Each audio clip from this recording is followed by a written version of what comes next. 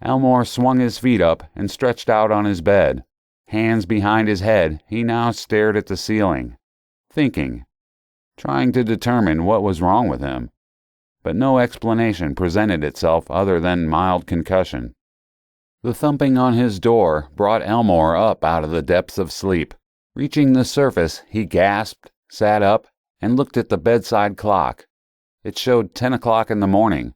Elmore hadn't slept that late since he was a small child. Then he looked down at himself. He still had his clothes and shoes on. Elmore had never slept fully clothed before. The insistent banging on the door wouldn't stop, so Elmore got up groggily, went to the door, and looked through the peephole. There stood Mrs. Epstein, his landlady, a tiny gray-haired woman who perpetually smelled of gin and painted most of her upper lip when she applied lipstick, and didn't trust her tenants. She came around personally to collect rent on the appointed day. Reluctantly, Elmore eased the door open. "Good morning, Mr. Wiggins. I've come for the rent." Elmore gaped at her and said nothing. "Mr. Wiggins, are you all right? Mr. Wiggins." Elmore slammed the door in her face and shot the bolts. Leaning his back against the door, he wiped his sweating brow with a trembling hand. Finally finding his voice, Elmore answered both Mrs. Epstein and himself. No, I am definitely not all right."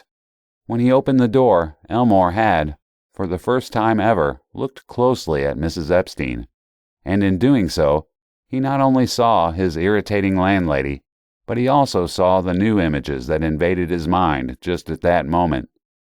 He saw Mrs. Epstein lying on her living room floor. Her left arm lay rigidly beside her, while her right hand clutched desperately at her chest. She was pale and gasping for air. Her cats were creeping over her and rubbing against her, but this was simply too far out of the ordinary to be endured, so Elmore went back to bed. A few hours later, he was again awakened, this time by the sounds of sirens close by, and many feet thundering down the hallway. Elmore rushed to his door and flung it open.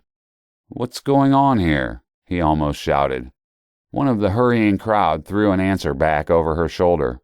"It's Mrs. Epstein. Heart attack. Her daughter found her on the floor." So Elmore joined the stampede down the hall.